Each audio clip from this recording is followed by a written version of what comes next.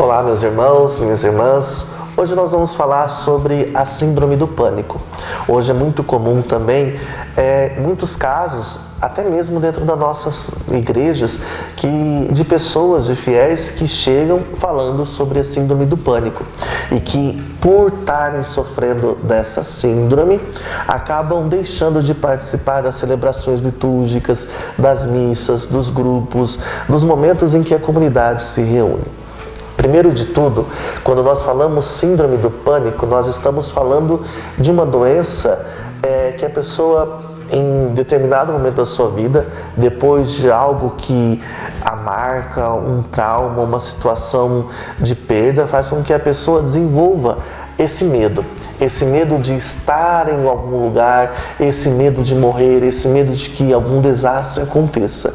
E muitas vezes a síndrome do pânico, ela não está associada ao medo real. Então, por exemplo, eu estou num lugar alto e estou com medo de altura de cair de lá. Isso é o medo real.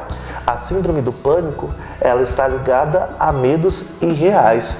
Por exemplo, e se eu estiver dentro da igreja e acontecer uma enchente, um terremoto, né? E a gente sabe que não tem terremoto no Brasil, a gente sabe que na nossa cidade não tem enchente, porque é tudo planinho e tem as descidas lá para os rios, enfim.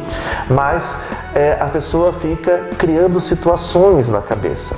Então, a síndrome do pânico, meus irmãos e minhas irmãs, são pensamentos irreais que a pessoa cria na sua cabeça e acaba fazendo com que esses pensamentos irreais se tornem reais, fazendo com que ela se feche dentro da sua casa, não participando, não estando nas celebrações, não estando na vida ativa de sua família, porque não é só na igreja que a pessoa deixa de participar, mas a pessoa também deixa de participar de muitas outras situações do dia a dia, e aí acontece aquilo que a pessoa vai se isolando. Muitas vezes a síndrome do pânico ela pode vir acompanhada pela depressão, porque a pessoa ela sente tanto medo, ela se fecha e a partir desse fechamento ela começa a se deprimir, ela fica deprimida.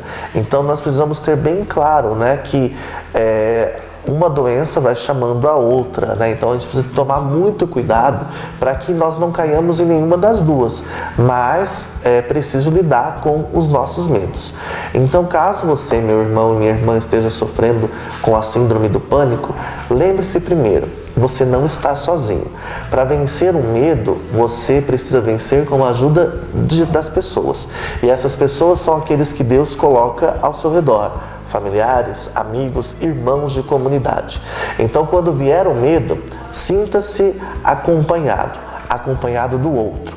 Caso você perceba que o outro não está contigo, porque realmente você está sozinho ali, no momento que está numa loja, na igreja ou em qualquer outro lugar, pense, Deus está contigo. Deus nunca desampara os seus filhos. Deus se manifesta dentro de você. Quando vem um pensamento irreal, um medo, uma insegurança, algum desastre para acontecer, pare e pondere no seu pensamento. Quantas vezes isso tem acontecido? Se já aconteceu, se não aconteceu. E a partir desse pensamento, dessas crenças irreais, você comece a pensar naquilo que é o real. Não, nunca teve uma enchente na minha igreja, nunca teve um terremoto, não vai ser hoje que vai acontecer. Então, que essas crenças irreais sejam destruídas pelaquilo que é real. Então, você é responsável de pensar sobre a realidade. É claro, meus irmãos e minhas irmãs, que isso não é tão fácil. Lidar com a ansiedade, lidar com a depressão, lidar com a síndrome do pânico ou as outras síndromes, exigem muito de nós. Exige o nosso esforço, exige a nossa dedicação. E quando nós nos dedicamos, nós vamos contar com a ajuda do próximo, mas com a ajuda de Deus. Não tenham medo de vencer os seus medos. Não tenham medo de se colocar na luta. O problema, meu irmão e minha irmã, é quando nós nos entregamos à depressão, quando nós nos entregamos à ansiedade, quando nós nos entregamos à síndrome do pânico.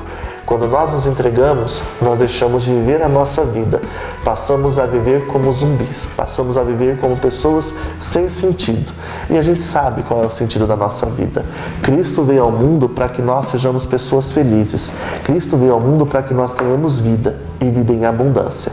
Por isso, busquemos viver, busquemos ser felizes em Deus, busquemos ser felizes com as pessoas que Deus colocou na nossa vida, para que todos os nossos medos, para que todas as nossas tristezas sejam vencidas. Não tenhamos medo de pedir ajuda. Peçamos ajuda a Deus, peçamos ajuda aos amigos, peçamos ajuda aos profissionais.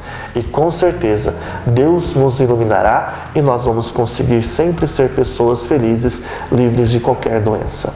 Que a bênção de Deus Todo-Poderoso, a intercessão da Virgem Maria, esteja sobre cada um de vocês. Em nome do Pai, do Filho e do Espírito Santo. Amém.